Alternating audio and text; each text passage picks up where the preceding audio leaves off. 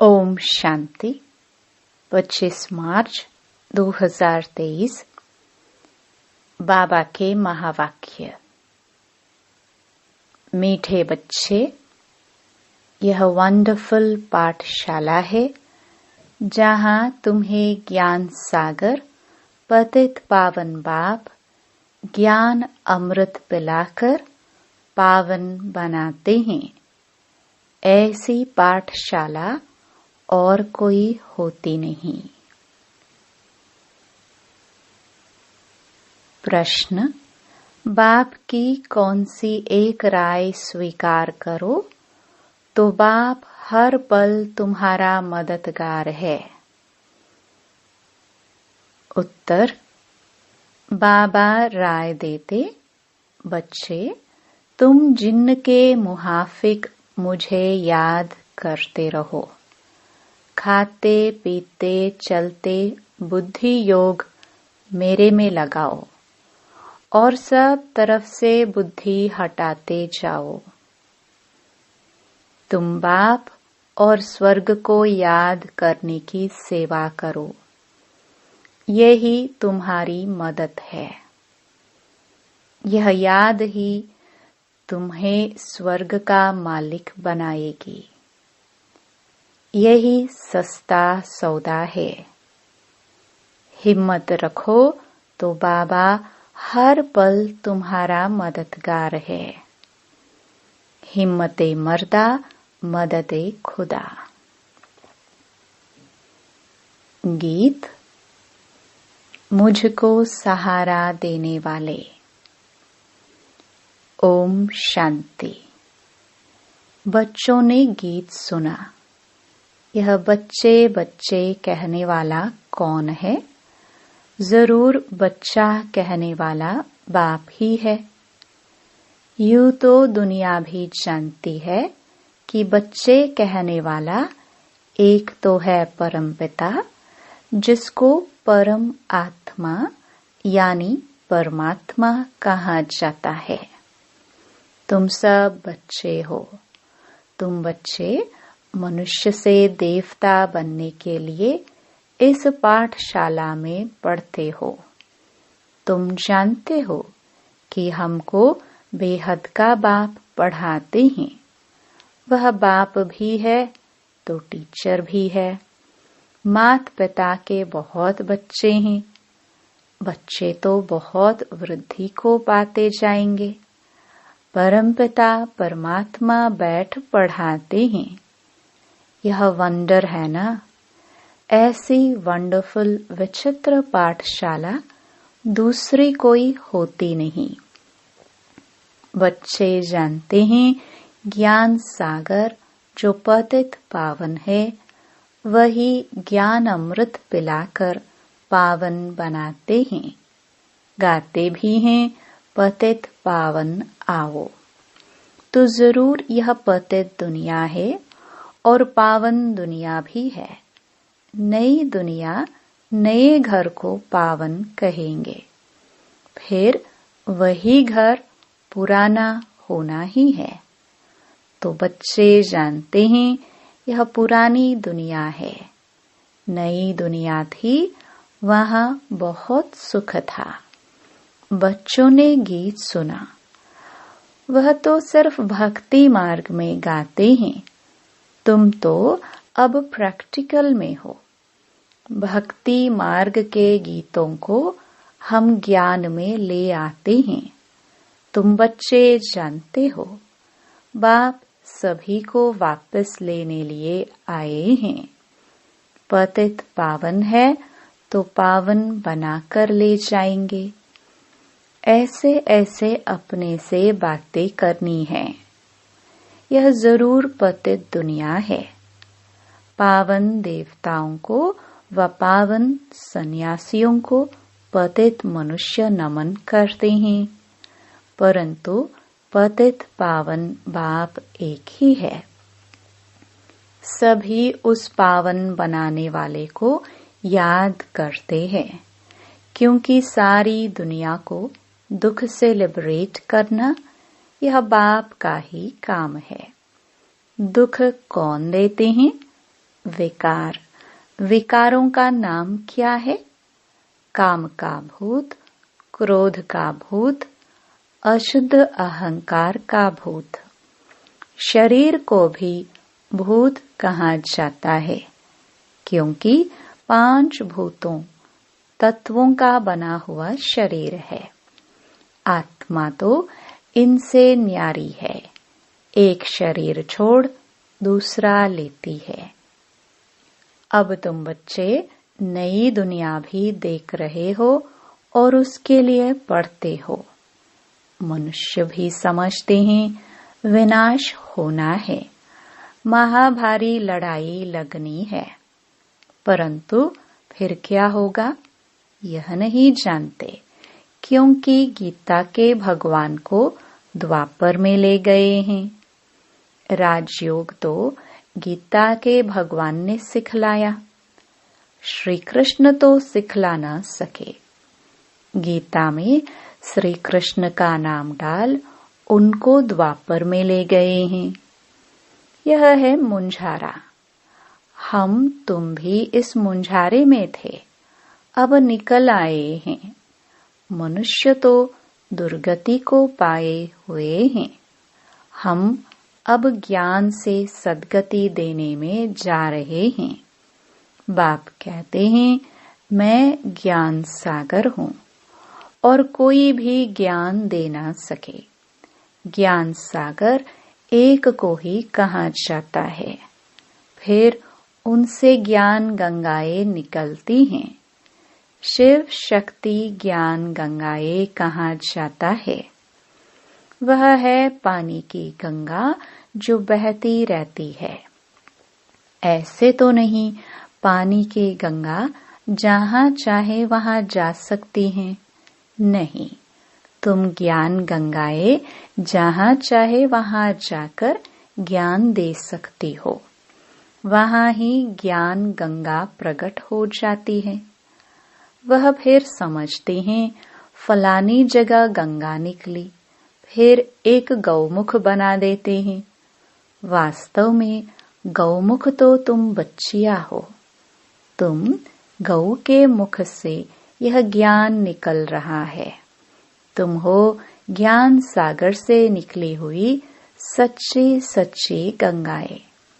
तुमको सृष्टि चक्र के आदि मध्य अंत का नॉलेज समझाया जाता है।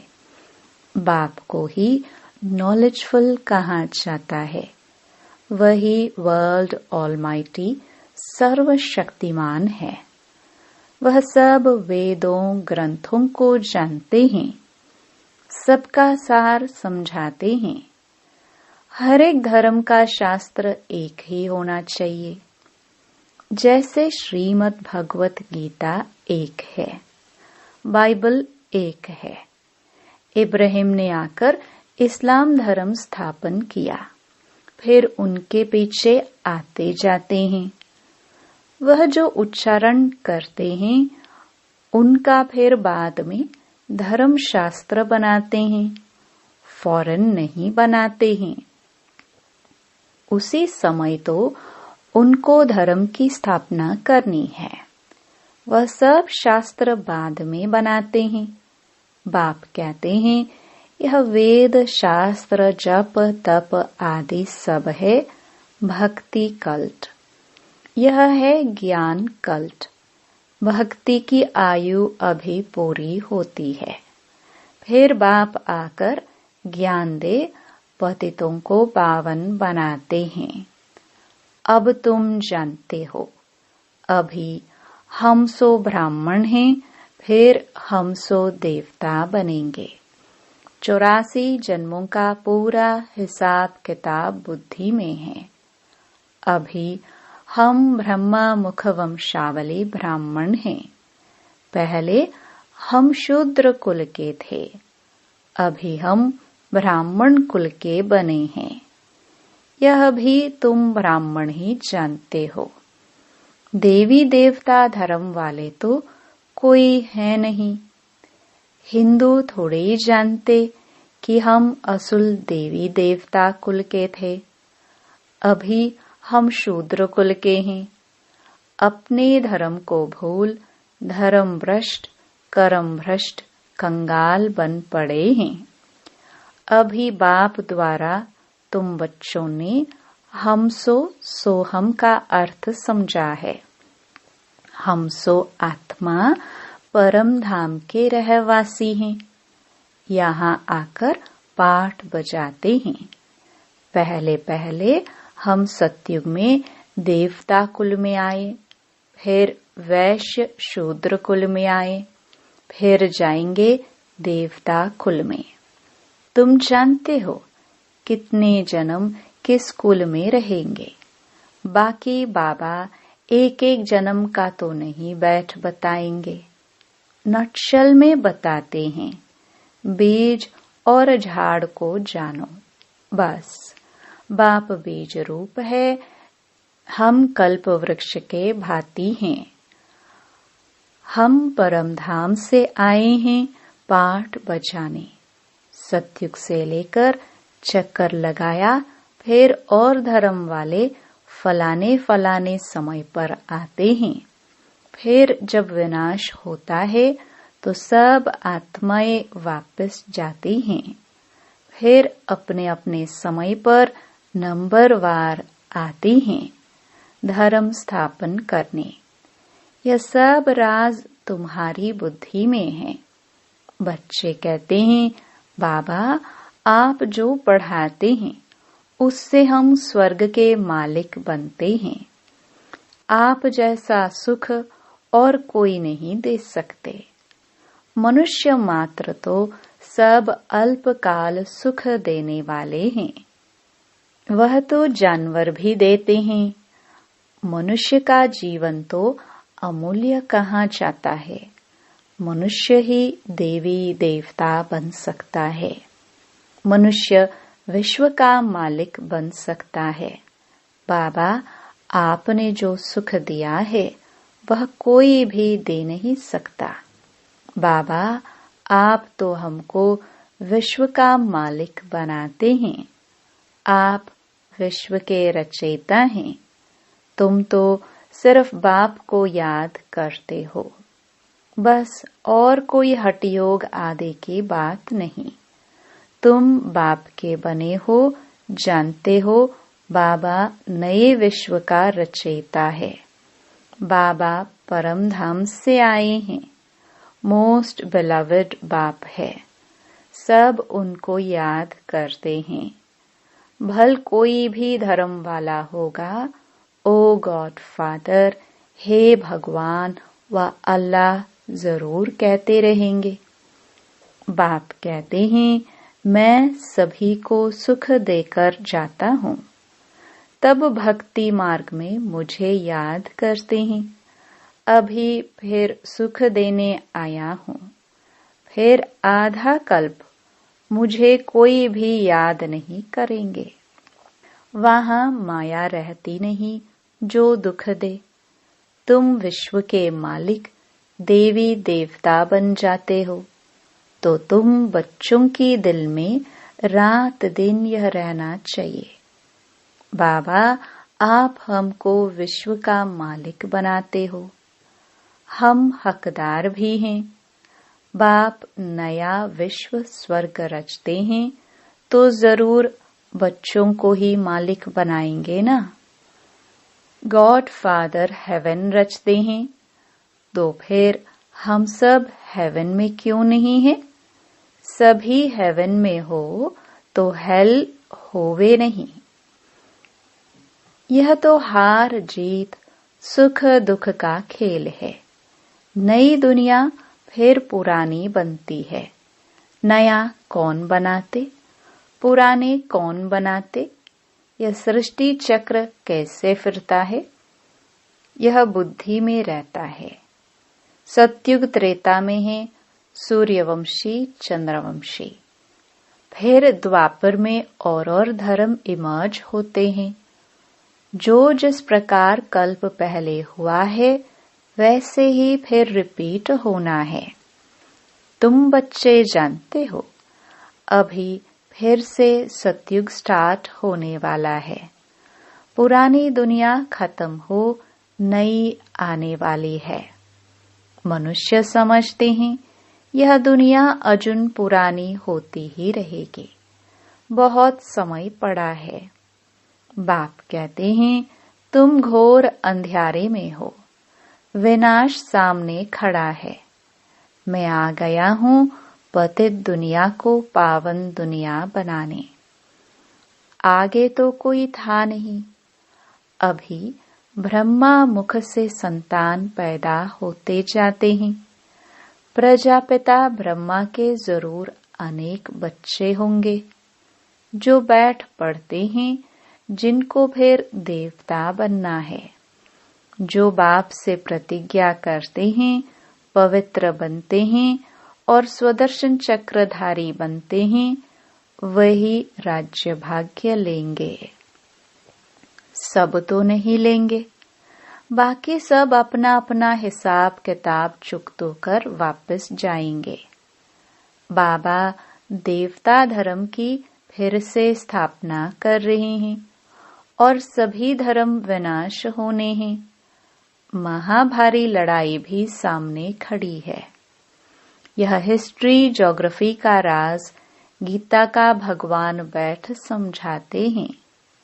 गीता की महिमा अलग, श्री कृष्ण की महिमा अलग है। श्री कृष्ण को मनुष्य सृष्टि का बीज रूप वर्ल्ड ऑलमाइटी अथॉरिटी नहीं कहेंगे। वर्ल्ड ऑलमाइटी अथॉरिटी एक है।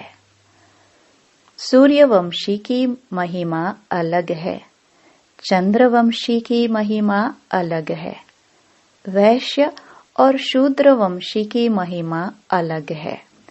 हर एक की महिमा अपनी है। चीफ मिनिस्टर है, गवर्नर गवर्नर है। सब एक समान थोड़े हो सकते हैं।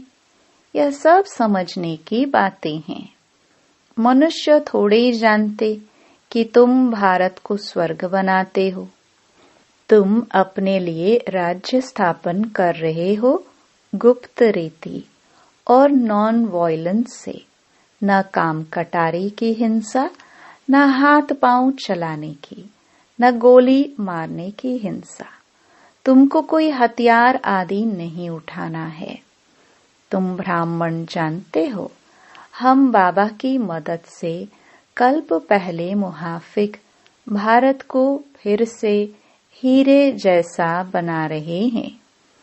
यह है रूहानी सेवा। मनुष्य तो जिस्मानी सेवा करते हैं। हम बाबा की श्रीमत से श्रेष्ठ बन रहे हैं। बाकी सब मनुष्य मत से भ्रष्ट ही बनते जाते हैं। नीचे उतरना ही है। भक्ति भी पहले अव्यभिचारी होती है। वेरी गुड भक्ति। एक की ही पूजा करते हैं, फिर सेकंड ग्रेड में देवताओं की करते हैं। फिर तो कुत्ते, बिल्ली, पत्थर, मिट्टी आदि 5 तत्वों की भी भक्ति करने लग पड़ते। उनको कहा जाता है व्यभिचारी भक्ति। अव्यभिचारी से व्यभिचारी बन पड़ते हैं। अब बाप तुमको अव्यभिचारी योग सिखलाते हैं। गृहस्थ व्यवहार में रहते, खाते पीते सिर्फ बाप और वर्षे को याद करना है। मेहनत सारी इसमें है। भल अपने घर जाओ आओ, सिर्फ गुप्त रीति से बुद्धि से याद करो। मुख से राम राम अथवा शिवाय नमः कहने की भी दरकार नहीं। सिर्फ बाप को याद करो। बाबा है गुप्त ज्ञान का सागर। सारे इस सृष्टि चक्र का उनको पता है। उनको कहा जाता है परम आत्मा। यह आत्मा है, इनको उस बाप से ज्ञान मिल रहा है। इन सब बातों को धारण कर और फिर कराना चाहिए। बेचारे रास्ता ढूंढते रहते हैं, जानते नहीं हैं। तुम जानते हो शांति धाम है निर्वाण धाम, जहाँ से हम आत्माएं आती हैं। स्वर्ग है सुख धाम, नरक है दुख धाम, मायापुरी। वह स्वर्ग विष्णुपुरी और यह नरक है रावणपुरी। बाप कहते हैं, तुम सिर्फ बाप और वर्षे को याद करो बस। अगर बीच में बुद्धि और तरफ चली जाती है तो उनको हटाओ। खाते पीते चलते सिर्फ मुझ बाप को याद करो। बहुत सहज है। समझाओ, विलायत में कोई रहता है, उनकी मेम साहब हिंदुस्तान में है, तो दूर रहते भी उसकी याद बुद्धि में रहेगी ना। हम भी कितने दूर हैं, परंतु बुद्धि से बाप को याद करना है, जिससे बहुत सुख मिलता है। और सबसे तो दुख मिलता है। मनुष्य को कभी भी सदा सुख नहीं दे सकता। बाप कहते हैं, जिनके मुहाफिक याद करते रहो। बस बाप और स्वर्ग को याद करो। यही हमारी सेवा करो। हम तुम्हारी सेवा करते हैं याद कराने की। तुम फिर याद करने की सेवा करो। यह राय अंगीकार स्वीकार करो। यही तुम्हारी मदद है। हिम्मते मर्दा मददे खुदा। यह याद ही तुमको स्वर्ग का मालिक बनाएगी। कितना सस्ता सौदा है। वो गुरु लोग तो बहुत धक्के खिलाते हैं। एक ही सतगुरु जब आते हैं तो फिर कोई गुरु करने की दरकार नहीं रहती है। गुरु पनाही निकल जाता है। अभी सदगति को पा लेते हैं। एक सतगुरु के आने से फिर अनेक गुरु करने की रस्म रिवाज आधा कल्प के लिए निकल जाती है। फिर भक्ति मार्ग में वह रस्म चलती है। सतयुग में गुरु कोई होता नहीं। वहां अकाले मृत्यु कभी होता नहीं। हेल्थ, वेल्थ और हैप्पीनेस 21 जन्मों के लिए मिलती है। ऐसे और कोई दे ना सके।